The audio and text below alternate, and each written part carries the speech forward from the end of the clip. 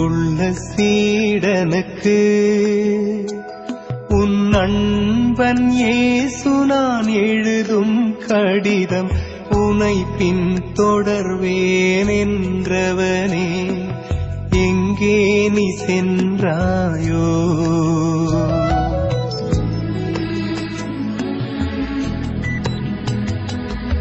அன்புள்ள சீடனுக்கு உன் அன்பன் இயேசு நான் எழுதும் கடிதம் உனை பின் தொடர்வேன் என்றவனே எங்கே நீ சென்றாயோ?